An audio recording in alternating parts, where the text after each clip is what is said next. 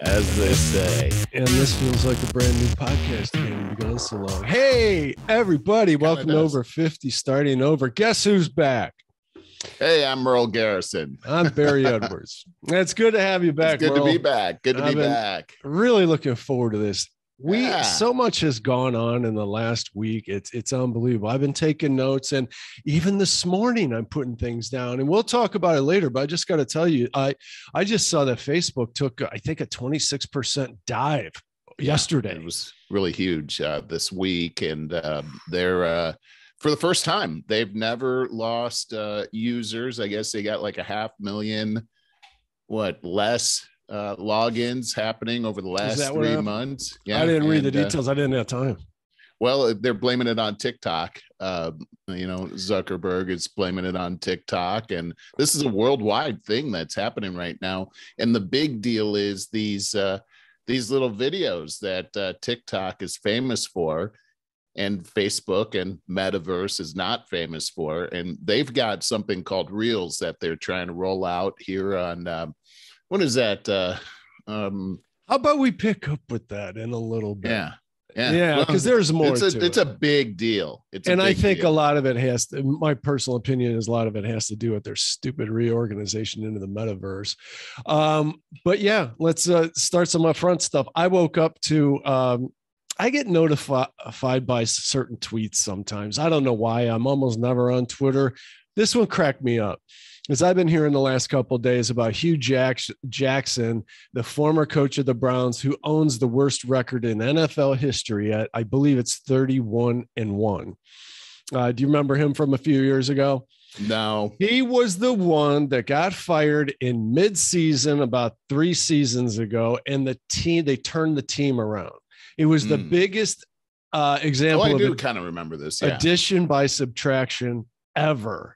And so there's been a bit of hubbub going around the NFL because someone Miami Dolphins had to do their Rooney Rule. You know what the Rooney Rule is? Where when you go to hire coaches and interview them, you must interview a black coach. That's the Rooney Rule. And I think it had like affirmative action. I think it had its day and time. I do. But I like the affirmative action. I think it's really passe and is crossed the border into racist itself. I think these days, if I were a black person, I think that would be rather insulting. Oh yeah, absolutely. You do your token interview. This is the And exactly. so there is a guy earlier this week, and I don't have it in front of me. I was too rushed this morning, but he's suing the NFL or something because he took time out of his day, a couple of days, to go fly out there and do the interview, which I think he felt that he was never taken seriously or something like that. He was just fulfilling their requirement. It was something like that. And then a bunch of hubbub came about. Players are talking about how, it's a mostly black league, and we're sitting there looking at the NFL owners in the stands watching us perform for them like it's something archaic. It's like, dude, you're getting paid $10 million to play a game. I mean, are you serious? But that's what's kind of going on. So Hugh Jackson, former Browns coach, never wasted an opportunity to throw his other coaches under the bus to save his butt, even his players, throughout his career. He probably squeaked out another 6 months worth of contract by doing that. Mm-hmm. Well, so he's taken advantage of this whole thing going on right now to say about his worst record in NFL history. So he was saying something to the effect of the Cleveland Browns were telling him to tank on purpose. It wasn't his fault.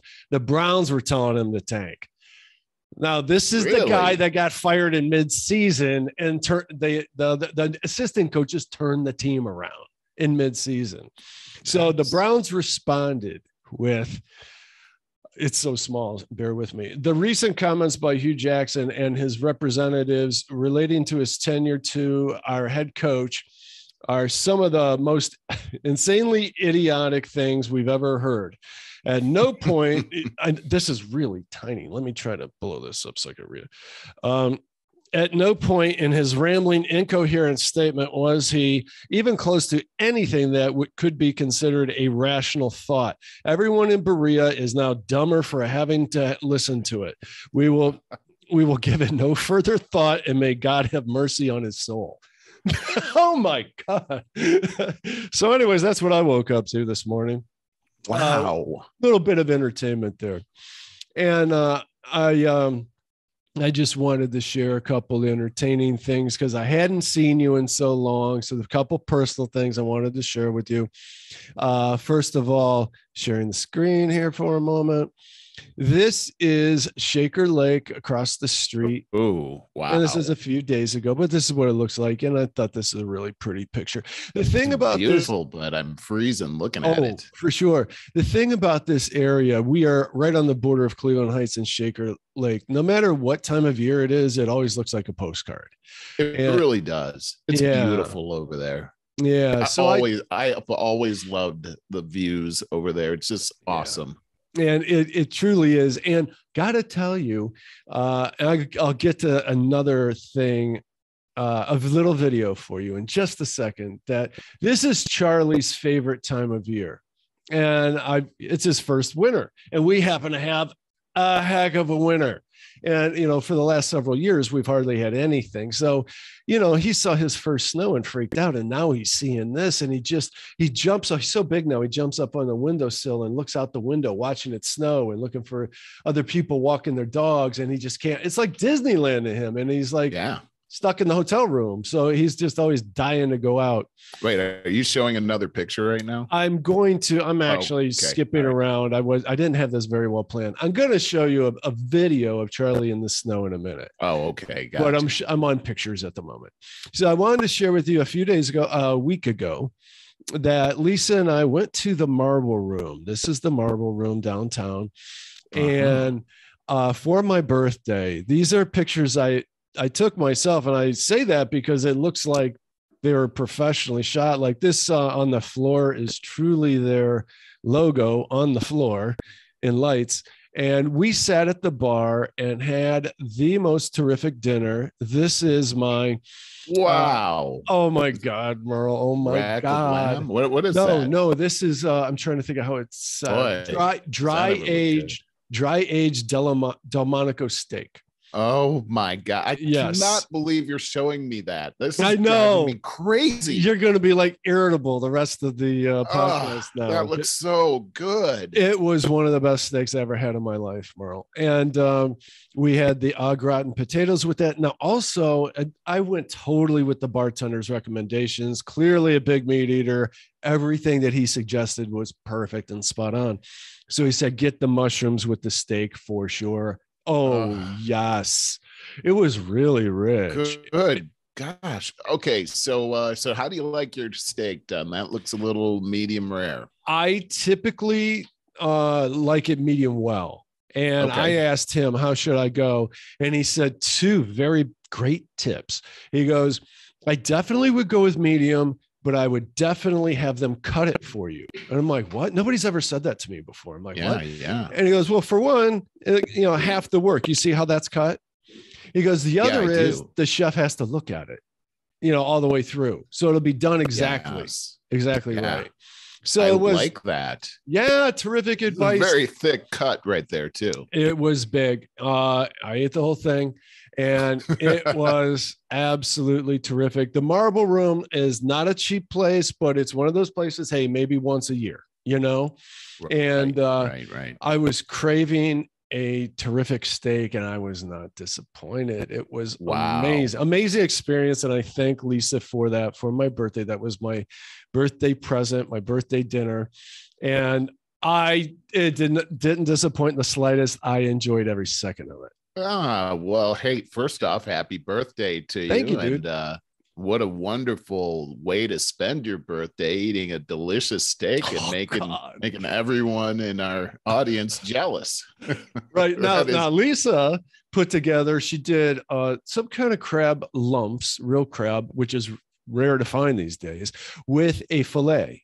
So it's just a smaller piece of steak. So she did her own surf and turf, and it was, boy, Woo, that sounds we gotta wonderful pause night. and go Wonderful eat. night. Yeah, exactly. I'm starving all of a sudden. Right. Okay. Now I got to show you Charlie in the snow. This is just a 20-second video. Look at him. Hey, buddy. He loves. Buddy. Look at snow, that. Puppy. Look how deep it is. You like the snow? No, That's boy. amazing. Oh, Look at him in yes. there. He loves it. And when I go walking him down the That's a plowed boy. and down the plowed sidewalks, he hops through the snow next to me because he likes to be in the snow. Oh, that is really awesome, boy. Yeah, That he's is- gotten big. He really has, but you can see the youthfulness in him too. Right, You know, there. It's pretty cool. He's never met a dog he didn't like, though a lot of them don't like him. But Yeah. everybody we come up to sees the puppy in him every time. They're like, Yeah. oh my God, how old is he? But he's so big. He's 50. He's at least 50 pounds already. So 50 pounds. Yeah. That's crazy. yeah, just like yesterday, he was tiny. Anyways, buddy, I really hogged all this time myself. How are you? How are things going? You had the biggest move, the biggest couple of weeks, and I missed you terribly. We did have a huge move, and let me tell you, Barry, it was bigger than I thought that it was going to be when this whole thing started. I mean, I knew this was going to be a project, but this was really the project of projects. It really took it out of me.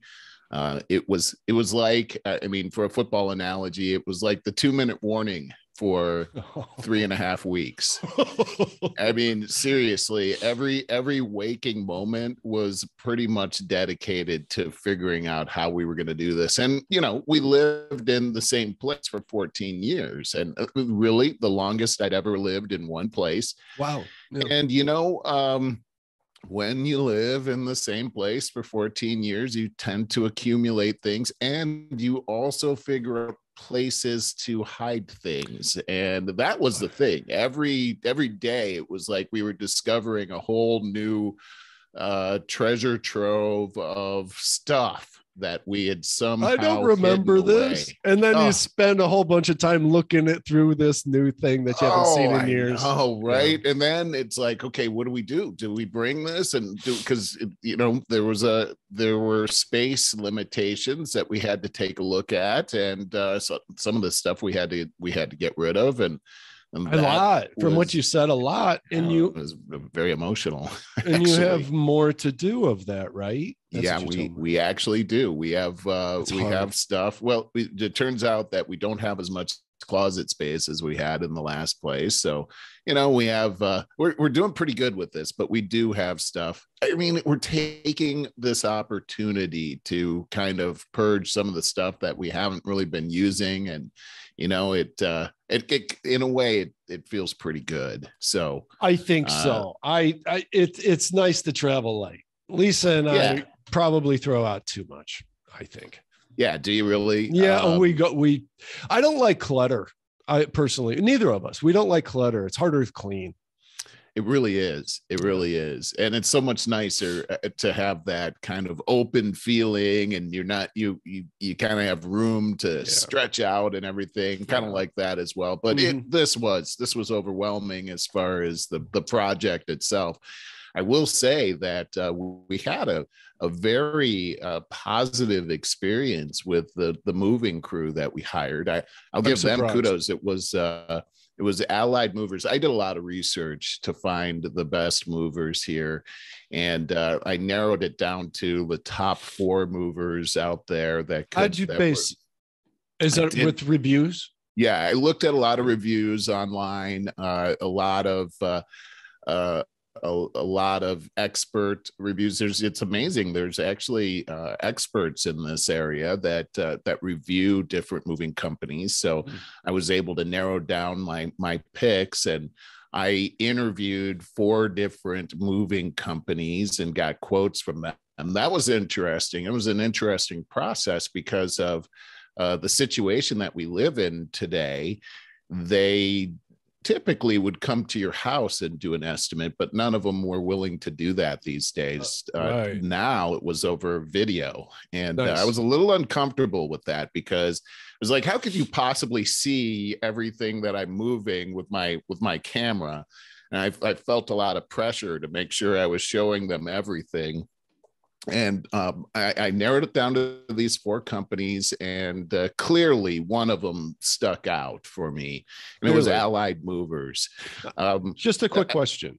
Are they nationwide? And what I'm getting at is, do you feel comfortable recommending them to our viewers wherever they may be? They're nationwide. I feel comfortable recommending them. Now, I will say with Allied, you see their trucks on the road all the time. Probably these big orange trucks. I'll say that they franchise. So every city is going to have a different owner. Gotcha. And you're going to want to make sure that you look at your reviews for the city that you're in. And keep in mind that people that have a bad experience are about 10 times more likely to write a review than people that have a good experience.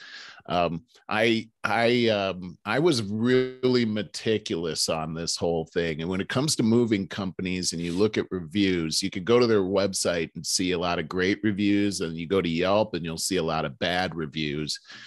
Just because moving is such a horrendous experience and emotional, I think. Yeah, it really is. And well, look at you. You were already like to the brink, emotionally, physically, everything. Well, these people that I got a hold of, I mean, they made me feel like I was in good hands right from the beginning. And there was just no BS about the whole thing, Barry. They just handled the whole situation like, look, you know what it was like? It was like getting on an airplane and the captain comes on, and we're going to be traveling at this speed and blah, blah, blah. You feel like, oh, this guy does this all the time. I'm in good hands. Then you go through turbulence and the guy comes on. He's not all panicked. He's got that cool radio voice. He was like, hang on. You don't want to hear him swearing over the intercom. But that's exactly how these guys were right from the beginning. They know like their stuff. They know their clients. Right. And then the guy that actually was the truck driver is the lead. And man, he was excellent, especially with my wife. He really listened to what her needs were, was very accommodating to his need, made suggestions. I mean, this was a class act. Now, I will tell you, moving across state lines, very expensive. More so now than ever, especially where you live. Yeah, I think coming out of California made that a bit more expensive, and that's why you want to do your price checks and everything. And but it turned out that this one was actually the lowest price and what was the best service. But I still felt like I paid a whole lot for the whole thing. So so that was Allied Movers, very good. And good experience. It was when they pulled up with that truck. This thing was the biggest semi I think I've ever seen before. Really? Oh my gosh! I have a picture of it. It's not a good picture. You're gonna have to turn on the thing here. Oh, to share. What am I thinking? Okay, give me 1 second. I'm a little out of practice, Merle. You've been gone forever. I know. It feels like forever. It feels good to get back into I'm giddy about things here. Yeah. Let me see if I got this. See, now this is how do they turn a corner with that thing? They couldn't. So here was the thing. They showed up. First off, they called me and they were like, do you think we could get our truck down by your house? And I was like, oh yeah, no problem. I see trucks on. I don't think you could get that in LA. Heck no, they could not get this down there. And it was a pretty stressful situation when they showed up with this monster. I mean, look, it's eclipsing several, of these units. I live back. Yeah. You could tell. You could tell by just, you know how you put a quarter next to something for scale? Well, look at the size of the tires. Yeah. Those are huge semi tires. So we took up half of this with our belongings. So we filled up half of that truck with our belongings. Typically what they do is they'll get 2 or even 3 moves in one of these trucks, and that's how they lower the price. Yeah, right. But in our particular case, they just used 1 truck and they went straight to our house from here. Oh, okay. And yeah, so they showed up off the day after. They moved us they came on a Wednesday and they were over here in Phoenix on Friday. So they came right over. And this was huge. And let me see if I have something else here to show. Hang on a second. No, that's just a couple other things here. See, are you seeing my screen still? No. Okay. I'm seeing you. Oh, so when we moved out of the house, it was just shocking to see our place. Here's our kitchen. Wow. Oh my God. I can't even believe that. Just crazy, right? I mean, we had this whole thing. It was kind of sad, actually. When we pulled all of our stuff out of there, it was like, gosh, we've been living here for 14 years, and it was such a great home for us. And it was a nice home. We had so many memories with our kids in this home and everything, and to pull all our stuff out, gosh, it just pulled all the life right out of the house. It was really kind of shocking. I was shocked at how spacious that was. Yeah, it really was. You were comfortable. Yeah. It was very comfortable. One of the things about moving out of this place for me was that we had so many we had like 4 sets of stairways in this place. Right. And moving out of exercise. You know what? On one day I had 18,685 steps on my little pedometer thing. Okay, you do like a Fitbit or something? Yeah, it's actually on my my iPhone, but I've never even come close to that before. And I climbed it said 75 flights of stairs. Wow. It was all Anne Marie would call me and she'd be upstairs and I would be in the basement. Hey Merle, that was my name, wasn't Merle. Can you bring me up a paper towel? Merle, come here. I'd come all the way up there and she'd say, can you get which would be in the basement? I'd go all the way back down to the basement. I don't know what that's like. Well, let me show you one other one. Let's see here. Trying to make that out. Hard to see, I know. Lots of boxes. Yeah. Anyway, but this is the mountain that's outside of my back window that we can see now. Not very many. Not that in Arizona, to be clear, right? Your new place. Yes. And by the way, that mountain we were trying to think of that I climbed that time that Lisa and I went down there for a wedding was Camel something. Oh, Camel something. Okay. Yeah. I'm not. I thought that would ring a bell for you. It's really kind of famous. Pretty sure it was Camel something. There's a lot. Camel Head. Not familiar with Camel Head yet. There's, you know what? They're surrounding us, and I can't. I don't know all the names. I know I'm by Santan Mountain, and then there's a Superstition Mountain here. Camelback, huh? Yes, I climbed that thing. They do these tours, and wow, that was a much bigger to do than I ever thought it was going to be, which I loved. But it was, oh, hey, look at is that your backyard? My backyard. How yes, cool! Look exactly. At you. You got actual grass. I bet you have to water that every day. And you know what? We don't. I mean, it's irrigated. It's irrigated. Yeah, it's perfect. And I go back out here and eat on my back porch. And how cool is that? This is a golf course back here, and I hear, oh my gosh, Barry, it's so peaceful out there and so quiet. Love it. And lots of birds, all kinds of different birds running around, flying around. Actually, there's roadrunners, so that's why I said running around.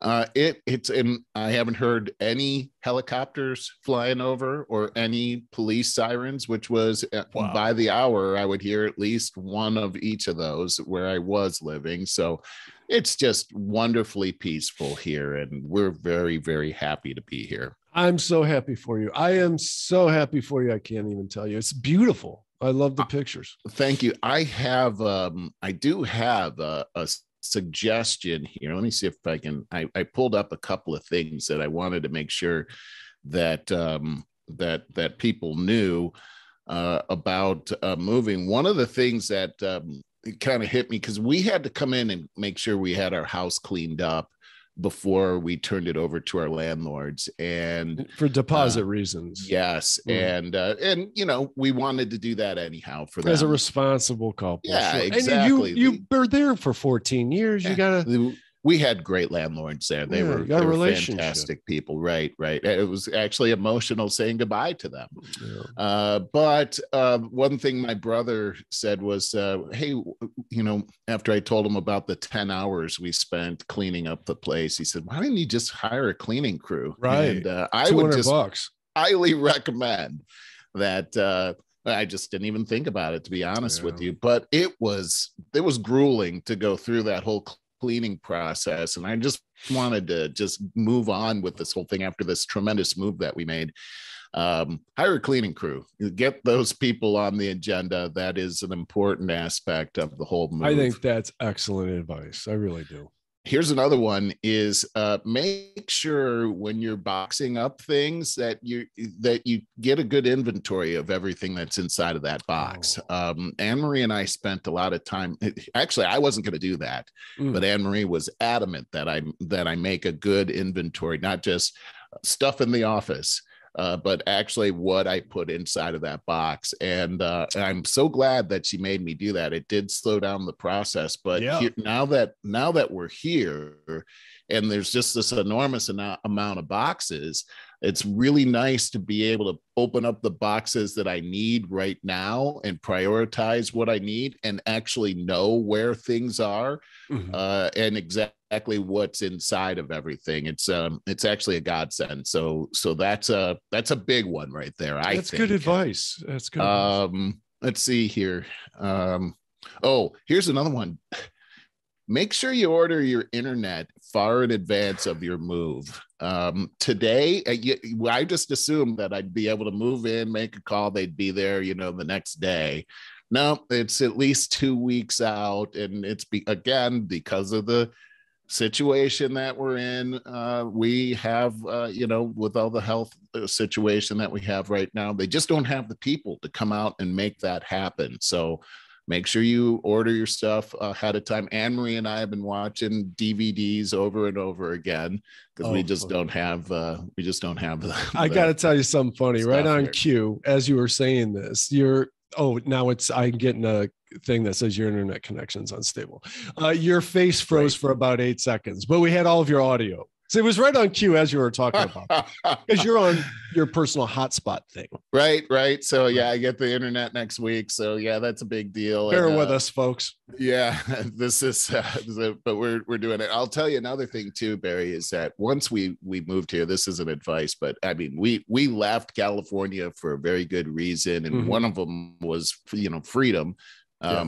When we came here, after we finally moved in, we went to Subway, just if we're starving, we go to Subway and we ate in the restaurant, which we weren't allowed to do in Los Angeles. And we were emotional. I mean, we were very moved by that whole thing. And so funny. Just, after everything that we had done, we sat down and we cried over our subs. My God. Anne-Marie went over the people behind the counter, making the food. They weren't wearing masks, and Anne-Marie felt like she needed to go over there and tell them how good it was to see their faces. And they were like, right. Thank you. And she was like, well, it's not like that where we're from. And they were like, where are you from? Right. China? You might as well have said Mars. Yeah. Exactly. So yeah. I mean, we've had lots of experiences like that. Great thing that we did here. I'm feeling it every day. I'm feeling more and more decompressed every day that I'm here. I'm loving to hear that, because I was worried that it's going to take you a long time to unwind from that. Because when you talk about that stuff, I've told you 100 times, I couldn't relate to it. Since that initial lockdown of something like 2 months, right in the beginning, 2019 or whatever, maybe it was 2020. Yeah, it was 2020 because it's 2020. Yeah. So the first 2 or 3 months of that year, I believe. But after that, we didn't, none of this nonsense anymore. Only on special occasions. When I do volunteer work at the nature center inside there because they're trying to do the right thing, extra cautious and whatever, then we have to wear masks inside there. That's it. No restaurants, no nothing, nowhere else. So you would tell me this stuff and I'd have a hard time relating and be like, man, poor guy. I know. And really the whole thing is psychologically damaging. I mean, it just really is. You walk down the street in Los Angeles. I'll never forget the last day that I was there, just walking down my street and people masked up walking towards me. And I would never wear a mask outside, but people are doing that. Yeah. And I noticed I usually don't pay attention to people. I'm not really thinking about it too much, but I was thinking about it that day. And I was really realizing how the way people were looking at me, not wearing a mask out there. And then they'd look and then they'd look away and then they'd kind of move away. Or as I was coming towards them, they would mask up real fast. It causes people to be afraid of other people. And that's really what you have there. That becomes its own epidemic. It really does. And really, since I've been out here, Barry, everyone talks to each other. Everybody's so friendly. And maybe this is how it is normally, but in Los Angeles, it's just not like that. I just want to mention that I think next week I will be doing a summarized version of an interview that Jordan Peterson has on his podcast, his latest. It's a Dr. Deutsch. And he is a very highly respected psychologist that is friends. He and Jordan are good friends, and he did an essay he read it 3.5 hours, and it talks about both sides of the whole vaccine debate and all of that. I will not put it on YouTube. I will, if we go ahead with it, I will do it towards the end of our episode, and it will not appear on YouTube. We will be deplatformed immediately because I'm going to be sharing some truths on both sides of things. And that is the point. A large point that he makes is about the crystallization that people have done when picking their sides. And I think and that's with everything today. And that's the disservice. Those are the barriers that we need to break down in this country amongst every issue. So look forward to that. I also want to mention, while I'm talking about different things, is this is for the benefit of our audience, that I did a guest podcast just a few days ago with Howard Cass, who is a business mentor with 10,000 small businesses, which is a Goldman Sachs program. And if you qualify, if you have a small business that has been in business for at least 2 years, do at least $75,000 a year in business, you can apply to this is grant run. You can apply to get this. It's something like 3 months of business consultation. It's pretty intense to grow your business, and it's extremely effective. They have great numbers. Check out that podcast, and it's all for free if you qualify. If you go through the interview process and you qualify, it's free money. It will grow your business for sure. So check that out. You can catch that at over50startingover.com. Great stuff. Check that out. So if you're ready, I want to just, in our upfront episode, which we've kind of taken a little bit of liberty getting reacquainted, which is great. Been a lot of fun. I want to just talk about four tricks for a top-notch ticker, because February is American Heart Month. And this is most our audience, like myself, need to take this seriously. Heart disease runs in my family, and that is 80% of the qualification as to whether you end up with a heart attack or heart disease or not. So it's something that I have to take kind of seriously. This is one of those things I got from the Cleveland Clinic. I get my email every now and then. And every now and then they come up with a really good one. This is just briefly, here we go.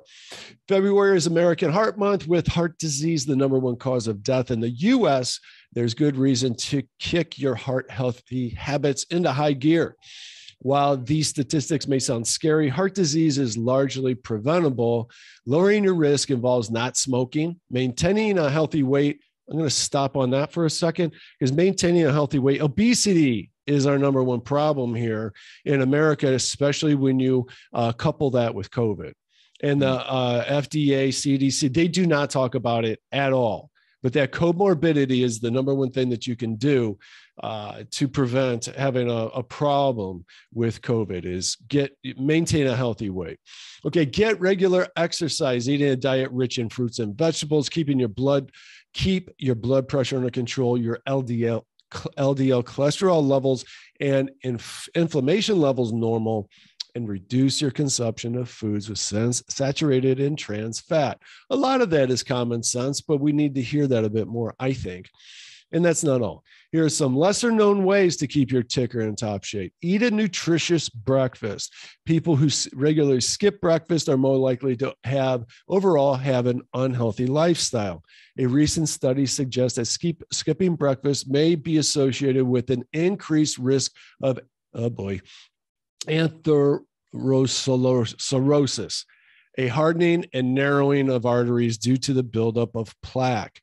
So, that's something that I think in the media is kind of been overlooked, is the healthy breakfast thing. It seems like we've gotten away from that. Yeah. Remember how big that was when we were kids, how they would talk to us all the time about that. And, how do you do with breakfast? Oh, I got to eat breakfast. I'm starving because I don't eat late. I really don't eat late at all. So I usually work out in the morning and I'm starving by the time I come back. I think that, and I got just a bit more, but just to stop here for a second, I think that intermittent fasting is largely what did away with that, because face it, if intermittent fasting reduces your body mass by a substantial amount, you're doing your heart a lot of good, even if you're skipping breakfast because you're doing intermittent fasting. Right. So there's that. But I guess I would say if you could do breakfast and you keep yourself at a healthy weight, you're doing the best you can. Optimally. Well, I wonder why the correlation between those two things, it almost felt like to me that what they're trying to say is that you're gonna probably be attracted to things that you should not eat because you're so hungry that you can't control yourself. That's what I was getting out of that. That's what I got out of it too. I think you hit the nail on the head. It suggested in studies that if you skip breakfast, you tend to have a more unhealthy lifestyle. Right. I got to get that fast food real quick because I'm starving or something like that. Yeah, I think that's very right. It's kind of like too, if you're always trying to, I don't want to eat right now, I'm not that hungry. But then you go out to eat somewhere at a restaurant, and now you're starving because you want to get your money's worth, and you're gonna chow down on a bunch of crap that you otherwise wouldn't. I tend to, because I eat so much, I tend to have a sandwich or something before I go some places because I don't want to overindulge. Right. And I do mean a small. That's not a bad idea. Well, for big eaters like me, I think it's a good idea. I really do. Yeah. And just finish this up. Keep your mouth healthy. While it's hard to prove cause and effect, there's a link between oral health and heart health. I know this from working with dentists a lot. There's a big correlation. Yeah. Bacteria in your mouth from periodontal disease causes inflammation, which can lead to development of coronary heart disease. Brush, floss, and see your dental professional regularly. Here we go. I like this one. Go for the laughter. Anger, depression, and anxiety all lead to higher rates of heart disease. Come on, folks. We know this. On the flip side, laughter can decrease stress hormones, reduce artery inflammation, and increase HDL, which is the good cholesterol. That's great advice, and it's something we all enjoy. Go for the laughter. We love that. And finally, this is one I not thought of. This is, again, I think recent health science or whatever has gotten away from it. Finally, use an air purifier. In a small study, exposure to fine particle matter, parentheses, a component of air pollution from vehicles, factories, power plants, fires, and smoking. Boy, you out there in LA, you knew about this. Oh, and I lived right next to the freeway too. It was terrible. And that increases stress hormones, blood pressure, and signs of oxidative stress and inflammation, all of which adversely affect cardiovascular health. Researchers believe the use of air purifiers may lessen that impact. And finally, I'm done. Tap out. Wow. It's good stuff. Good. That is good stuff. Air purifier. That's a pretty good one. I'm seeing those things more and more too. They're cheap these days. Now, I thought they were all the rage about 20 years ago, and then you stopped. And they were really expensive back then too. Like $300, yeah. Right? And now, you see them all the time, and they're not that expensive. I thought that they kind of just slipped away because they probably were found to not have that much. Not doing anything, right? Right. It's kind of like the bottled water that everybody like, oh, see me with my designer water, and then you read about. That's right out of the river. With they poured it right out of the tap. Right, it was. Exactly. It was. Yeah, the tap named Glacier Bay. Hey, a lot of current events going on. I could just go through and read headlines and see where you want to stop. Do you want to go back to that Facebook for a moment? Because we would start on that. Well, I just thought it was amazing that for the first time that Facebook is actually declining. Did you hear that Zuckerberg lost in that one day something like $27 billion in net worth? It dropped them out of the top 10 wealthiest people. Amazing amounts of money right here.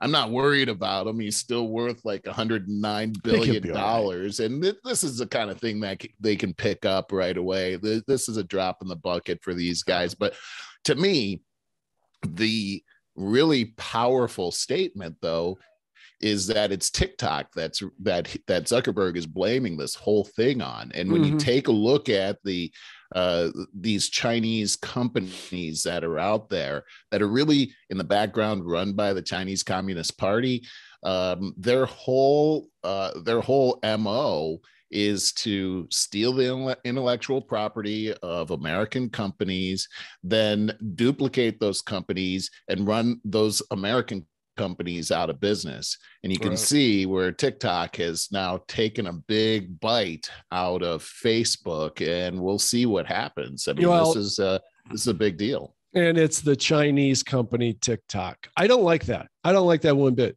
Now, he also largely blamed, and this, you got to look in different articles. This was, I think, the Washington Post. I don't remember off the top of my head, but he also largely blamed, and this could have something really to do with it, Apple's iOS. If you remember, Apple changed their privacy standards, and they would no longer let Facebook siphon privacy data from them. They locked that down. And he said also macroeconomic challenges weighing on advertiser budgets. I can see that, but I think the understated thing is that they just restructured and started pushing forward this whole BS metaverse. The metaverse. And here's another plug. Great guest podcast I did about a week and a half ago with my friend Neil Singh. He's riveting. He's so nice and he's so positive. He's fun to listen to. It's a heady podcast. It's titled, off the top of my head, The Metaverse, Bitcoin, and NFTs. It's all the stuff that's hard for us to understand in our generation, but we did our best to simplify it. He's really good. He did a great job. And he made the analogy. He goes, remember the beginning of the internet? And AOL was trying to harness the internet and, stay in their little metaverse. That's what Facebook is trying to do, and it's never going to work. And I think that's a maybe the largest part of their failing yesterday is trying to push this whole thing of we are the metaverse. And as Neil was saying, that's impossible because the metaverse will be largely built off of third-party software and hardware attachments that you're going to use on your computer that they're not going to own. You'll go on Amazon and have a choice to do a metaverse browsing of a particular products and things like that. So Facebook is trying to adopt something. They're trying to be the AOL. It's not going to work. And I think that's a large part of their failings. Interesting. That's an interesting concept. Not to mention, you know what, too? I just thought, come on, let's be serious here. Everybody's kind of gotten hip to how dangerous they are. the Social Dilemma movie shed a lot of light on that, and it's been like 2 years. Everybody's been talking about and sharing it. Yeah, I don't think it's. I think it's a lot more dangerous to go over to TikTok though than it is actually to be on Facebook. But no one's a good guy in this whole thing, I don't think. Right. To me, it's amazing when I looked at something. One of the statistics was, they're only getting 1.9 billion logins now at Facebook. And I'm like, only what 1.9 billion? Like, we're talking a day. And that's an incredible number right there. That is. It just speaks to the power that these people have to influence the entire world. 1.9 billion. I mean, there's only 7 billion people, I think. Well, maybe it's 9 billion now, but still, that is a big chunk of the population of the world right there. It is. And I got to tell you, as a marketer, here's an example. So Howard Cass, I mentioned that he plugged the 10,000 small businesses where you can get that free training for your small business if you qualify. Well, the company's giving me $100 to boost that out as an ad in the greater Cleveland area. And this is my point as a marketer with Facebook. The positive has never been better, more targeted advertising ever in the history of advertising. So I can target the greater Cleveland area, the exact demographics that I want, people that are interested in small business and entrepreneurial stuff. So that's going to be great. And it gives us exposure for offering the very cool things. So that's a positive side that I wanted to mention. Merle, I want to mention a couple of things. I know I'm trying to talk fast because there's so much stuff here that here's a couple of things before they get too old. It's too fun to not talk about this. How about Neil Young and Joni Mitchell coming out and wanted to censor, literally, we're going to pull our music off Spotify if you don't censor Joe Rogan. What do you think of that mess? I just go back to, I don't know Joni Mitchell's music too much, but I think it's along the same vein as Neil Young. And I think about when they were at the zenith of their careers. What if somebody were to suggest, hey, we don't like this hippie rock thing going on. There's too much, free love going on in your music. We need to censor that. What would they have thought about that whole thing? Exactly. I mean, this guy is known for keep on rocking in the free world. That's just what keeps, ringing in my ear. And here you want to shut down that. Free speech is the cornerstone of the free world, dummy. And now you're gonna take that away from Joe Rogan, who has, as we've talked about on the show, he's super surpassed any of the mainstream media news outlets as an independent liberal, right? And whoa, you froze up. This guy is the enemy of the people by bringing experts onto a show to talk about what they believe. You know what? If you don't like it, turn it off, but don't make everybody else not listen to it. And by the way, I've always been a fan of Neil Young and Crosby, Stills, Nash and Young. I got to rethink that whole thing now. It's too bad. I think it's sickening. Well, I think it's a perfect example of something that we brought up before. I think if you could go back in time, I've said this about friends, people I've known on Facebook. If I would have went back in time 20 years ago, 15 years ago, and said, you're going to be saying this stuff online to public, in public to your friends and family in 15 to 20 years, they never would have believed me. No, right. Neil Young and Joni Mitchell's and the hippie boomers of that time. If you would have brought something like this up to them 15 to 20 years ago and said censorship, blah, blah, blah, they'd have been so against it. No way. Right. But they kept watching CNN all this time. And they do not realize the slow, insidious shift that they've made. I mean, they're like different people. They're like pod people. Like what happened? What happened to you guys? This is terrible. And then to see, some of the people trickling in to support this whole thing. But I got to say, I think at the end of the day, this is only going to benefit Joe Rogan because, the thing that you're not allowed to have, the thing that's controversial is a thing we're typically drawn to anyhow. So I think this is a lot of advertising for Joe Rogan. And, you know, who's listening to Neil Young anyhow anymore? Who's listening to Joni Mitchell? I mean, who cares? Who cares what those? Oh, here's the other thing too, Barry, is how is this even in the mainstream in the first place? Like, who the heck cares what Neil Young and Joni Mitchell think? Anyhow, we didn't care. 2 weeks ago, we didn't care what they thought. So why do we suddenly care now? We don't. I think you hit the nail on the head. I think that they feel a little hurt because they used to be so famous and so influential, and now that they're feeling completely in the shadows and everything. And there's this Joe Rogan guy who to them is a young whippersnapper. That I think that's a part of it as well. Maybe. But here's another thing here's how I feel all the time of late is, get Rogan out of the mainstream media. You're bastardizing the whole thing. Why is he popular? Just stop it. Stop talking. You're ruining my gig.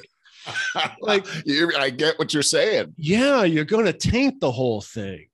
Well, one thing Joe Rogan did say, because he came out with a response last weekend, and he was saying, look, I'm not trying to make people angry. I'm just doing a show. A lot of times when I do the show, I don't know exactly what's going to come out. I'm finding out this information as it's happening. Right. But I'm going to do a better job of covering, all sides of the story. Tainted it. And I was bummed out when he said that part. Me too. Right there. Yeah, that's tainting it.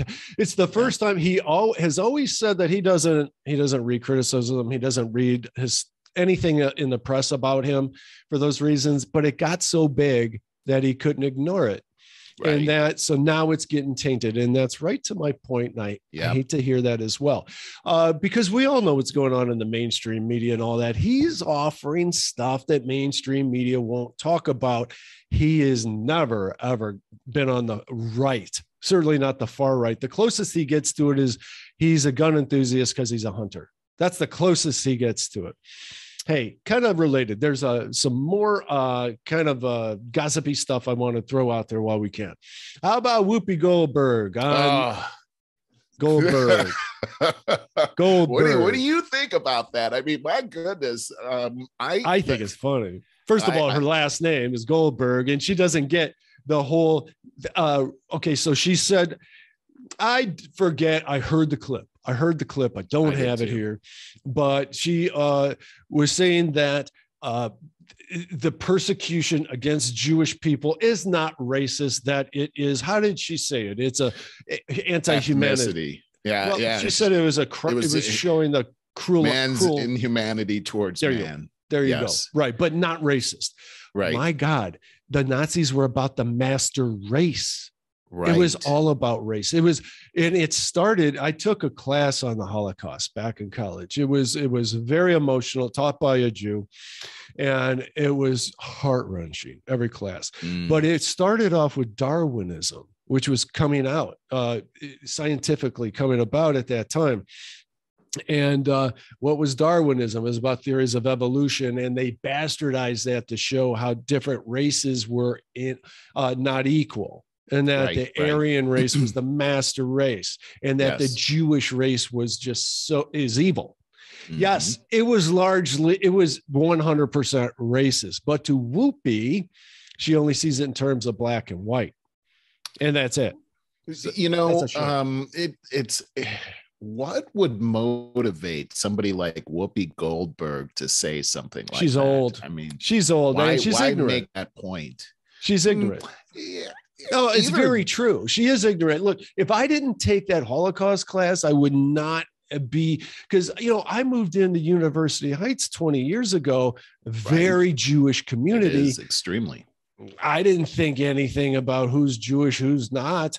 But there's a tight ethnicity there that a lot of, what do you call the tight Jewish community? There's a word, but anyways, but they really do stick together in that regard, which is great. But I never saw it. What the difference in the religion or anything else. I never understood how Nazis saw a difference either, but that's what it was all based upon. Anyways, So Whoopi gets 2 weeks of suspension over because of the hubbub. And don't you just absolutely believe that that was the slap on the wrist that they needed to show face? I'm absolutely convinced. Absolutely. Yes. I mean, come on, 2 week suspension, and Whoopi is acting like this is a big deal. Like she went on Colbert. This happened. She went on Colbert and did a lame apology, and then as it continued, she continued to talk. She doubled down on her original belief.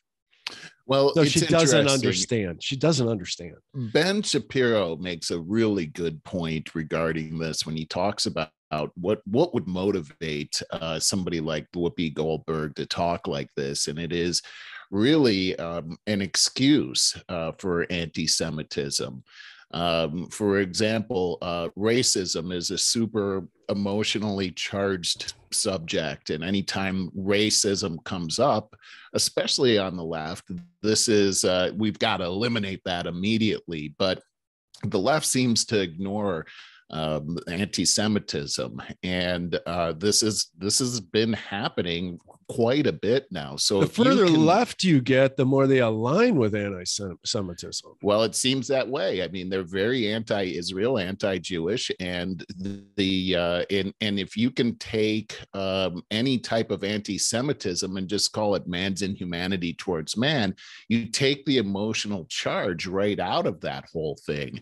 And so I just think it's very interesting what happened. Also, I was isn't Whoopi Goldberg Jewish? I mean, isn't that I mean, come on, Whoopi Goldberg. As you say that, I'm going to look this up because I think that's like the so-called stage name. First of all, it is a stage name. Her name. I did a little research on this.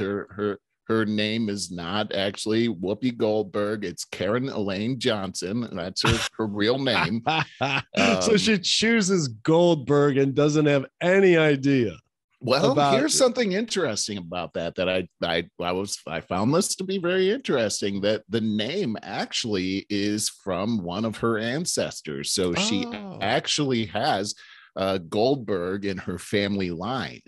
Now, interestingly, it's Jewish. And so she has Jewish blood on the inside of her. Now, this is interesting because Jewish blood is a race.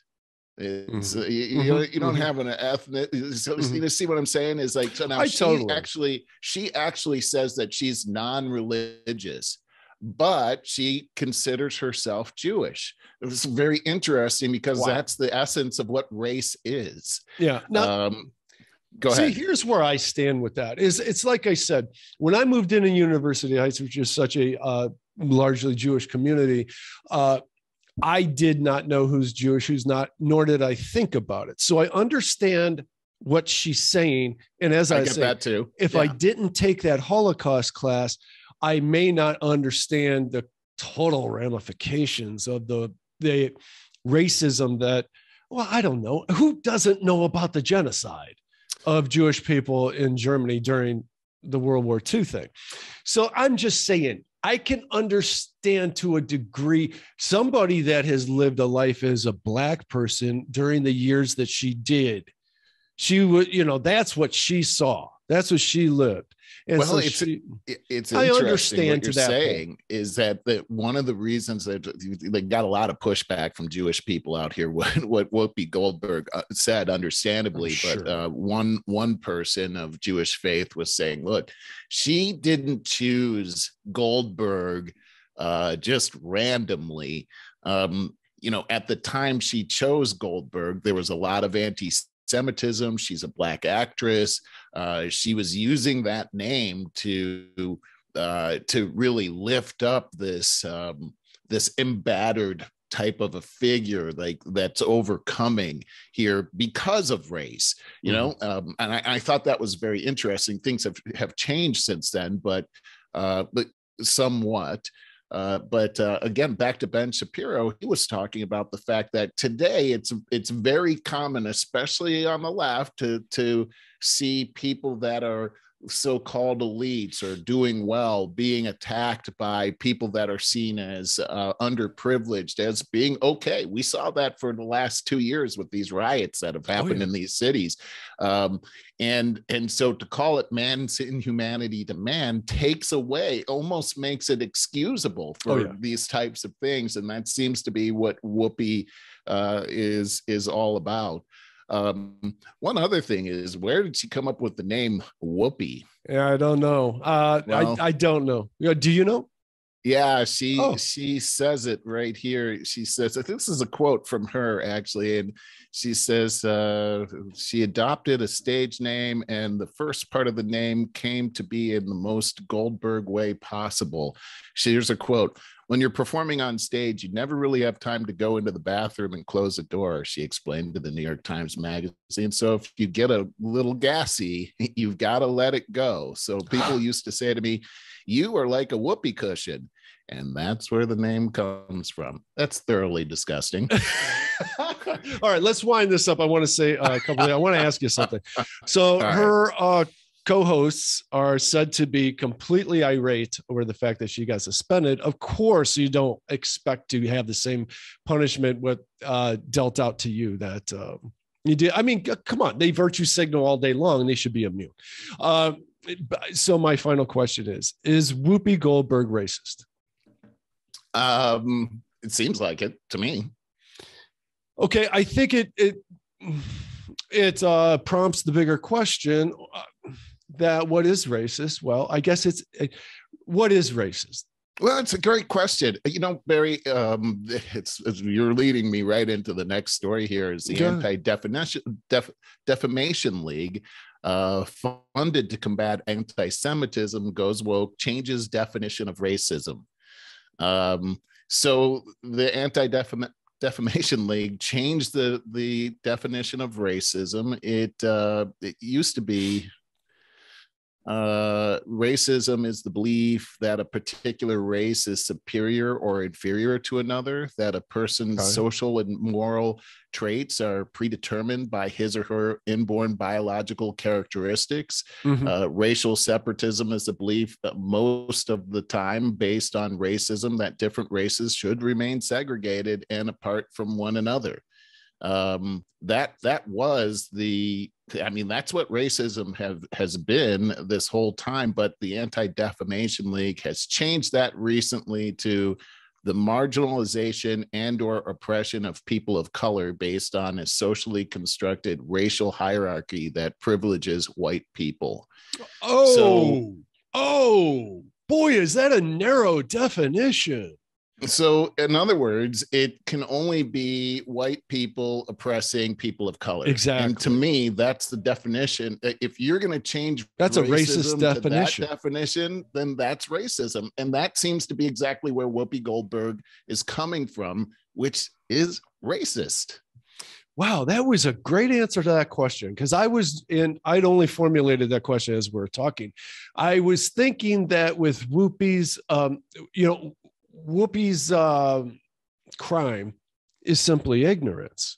So is ignorance racist, being racist? That's the thing. There's not ill intent, I don't think. Okay. I don't know. Even if you're totally racist, is there ill intent? I don't know.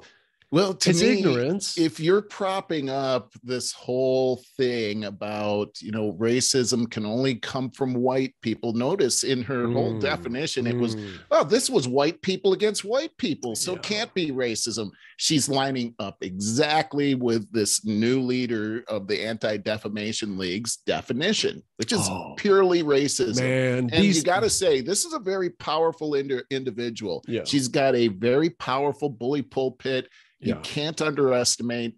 We can't just put this up and say she's ignorant. I'm sure she would love for us to believe that it's just ignorance. She goes on Stephen Colbert, says the exact same thing. By the way, I have no respect for Stephen Colbert whatsoever. I lost it a long time ago. And I think he lines up with the exact same thing. And this is a big movement that's happening. And it's a movement that has been historically has hurt people very, very badly, and the root of it is hatred, and this is stemming from racism, and it's directly in line with CRT. And I got to say this, that even ignorance, ignorance in this vein is still racism as far as I'm concerned. Yeah. So you're saying racism is rooted in ignorance. Agreed. So you can't, what you're saying is ignorance, pleading ignorance doesn't absolve you. No. Okay. No. But I do believe that an ignorant person can be educated and change. Agreed. And but I still just think that evil is evil. Yeah, I totally agree with you.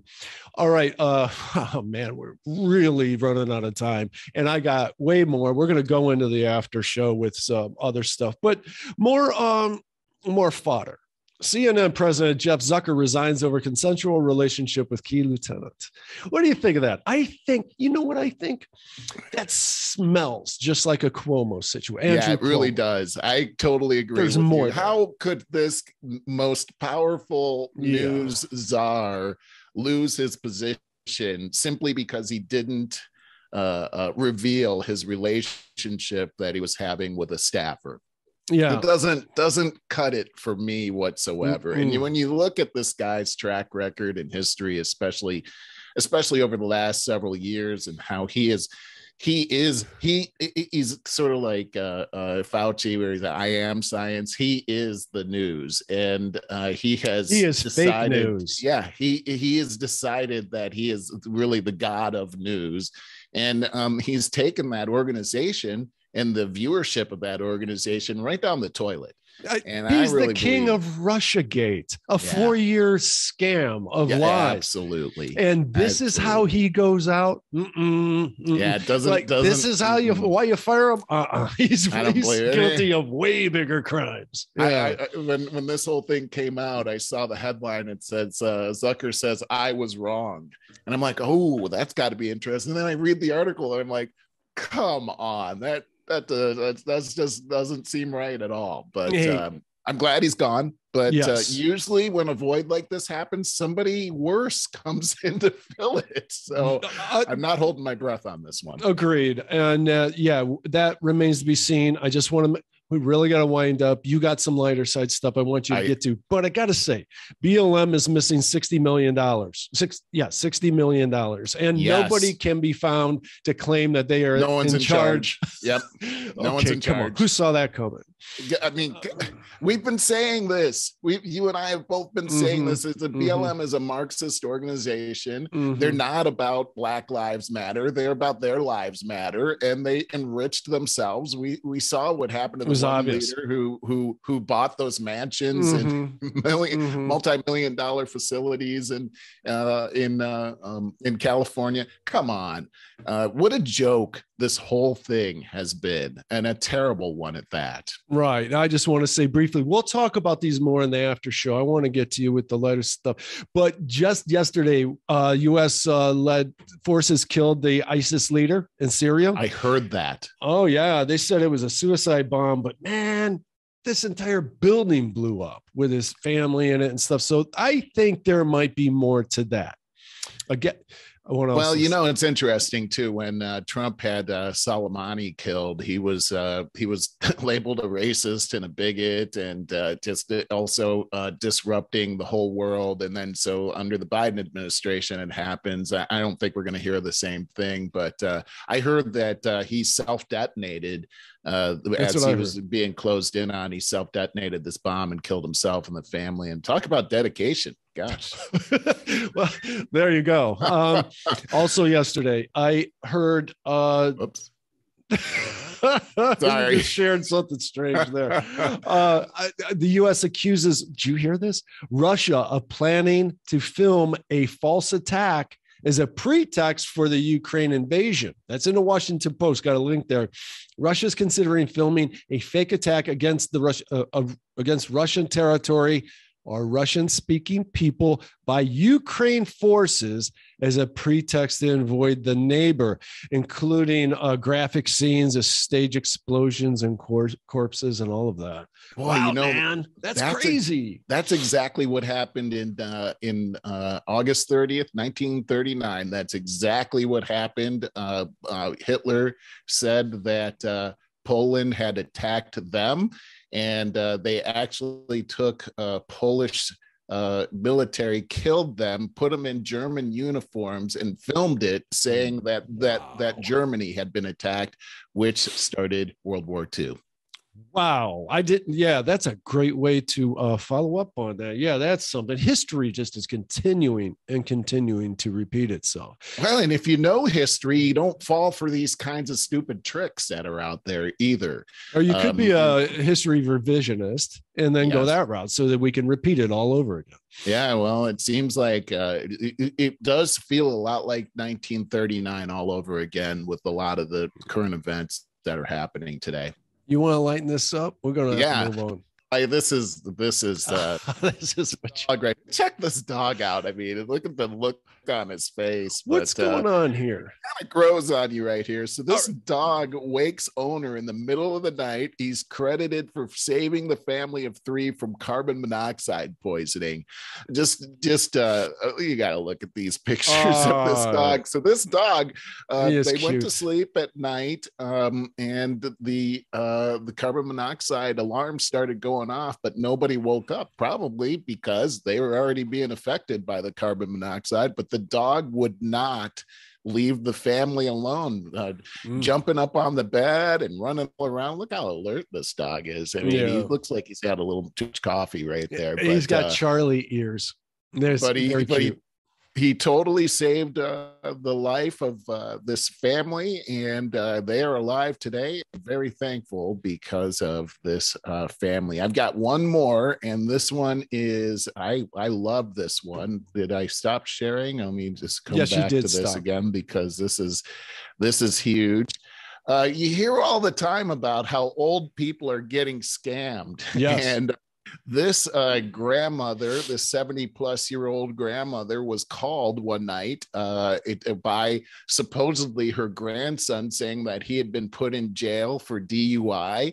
And the next call she gets is from an attorney saying that he needs $8,000 to be bailed out of jail. That's kind of an old one. Yeah. She knew that this was a scam, so she called the police ahead of time, or after the call, after she had told the person that she had the money to come over and get it.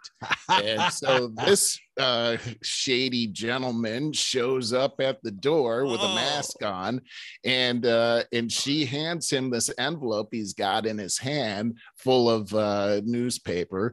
And as he's walking out the door, he gets chased by the police and shut down. That business, dude, that's a great story. Down right there. And here's the guy that did it. Richard LeBrun is now in some serious trouble. He's got some explaining to do. And how about that? Grandma gets one over the goal line. Nassau, where's that? I think that's up in the New England area. Okay. That's a terrific story. Isn't it? Yeah. And boy, we packed a lot into this episode, and we got a lot more on our after show. If you guys want to stick with us, if you're on YouTube, it'll come up in the lower left of your screen, but you can't miss it if you go to over50startingover.com, sign up, because it'll come into your email box as it happens. We'll see you next week.